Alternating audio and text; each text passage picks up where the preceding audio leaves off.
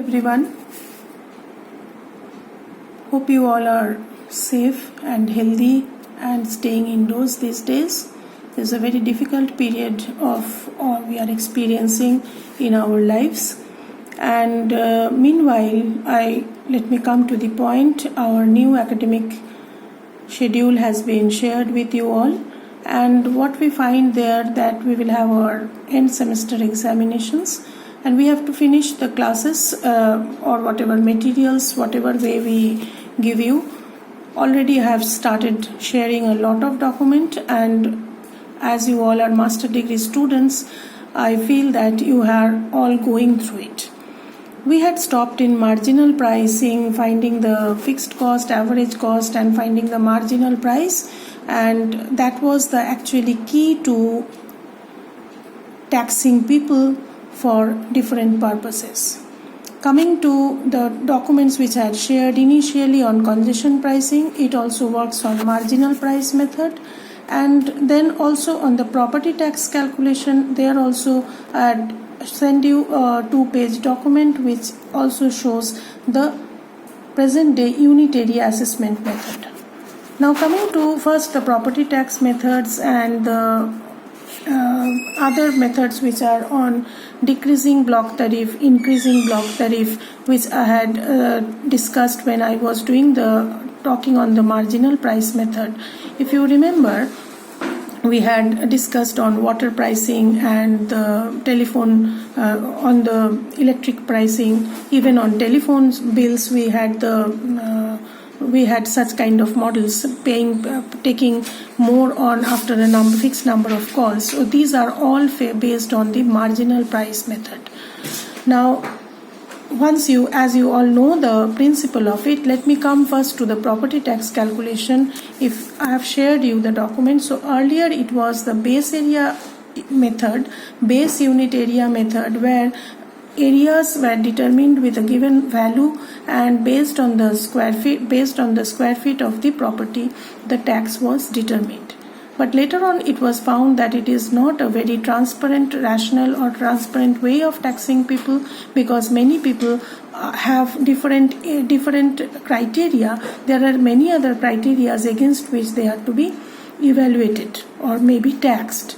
So the annual rental value, which was the method, that is looking into other nearby properties and finding the rent that has been which is being obtained from such kind of property and fixing the same value on any other property even if it is self-occupied, and then taking that as the rationale for paying tax. So this annual rental value method was actually questioned, and the new method is being now practiced. So I have shared the sheet which is for the for the unit area assessment method for the city of Kolkata. The similar kind of methods are adopted for other big cities also, where the base unit area is the first criteria, and then it comes the other multiplicative factors. So multiplicative factors are based on the occupancy. There is a list at the back on the other side of the sheet. You can see that it is based on the use of the property, the age of the building, the structural system of the building, and so on and so forth. So you can keep on adding and give value to the multiplicative factor so that it is being rational and considering what the use of the building is.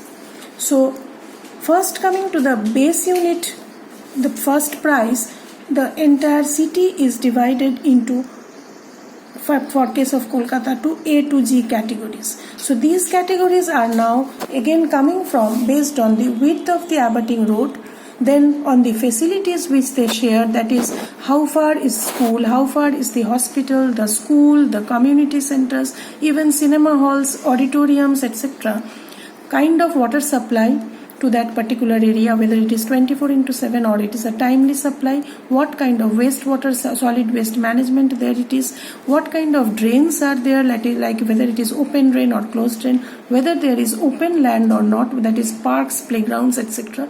So based on this, entire city is divided into classified into A to Z. So from that you will get a value or the base unit which is first assigned. Then on that the multiplicative factors are being imposed, and then particular tax rates are fixed for particular uses.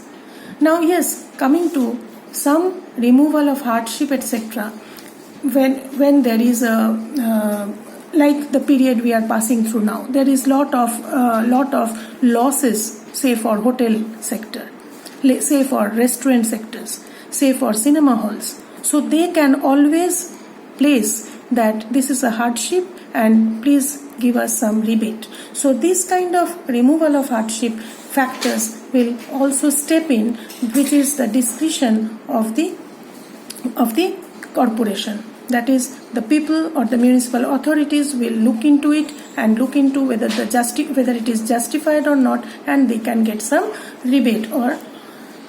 So similarly, you can see this method gives a very uniform and transparent method.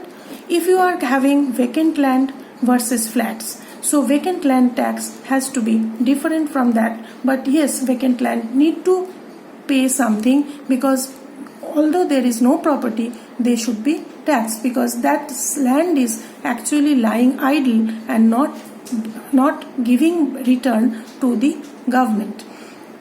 So if you go through the details or just go through the points, you will find this is a much transparent way of evaluation of the tax, and presently this is being practiced. And the annual rental value is, yes, it is practiced in some small cities, some small municipalities, and where there is not many such options also. And this is a much transparent method, a justified method which can be utilized. With the same principle of marginal pricing, I had also shared some pages from I have already sent you some clippings from the book Kshitij and Lal, and you all must have gone through it, which actually shows how the congestion pricing is done on CBD areas. So if it is, you can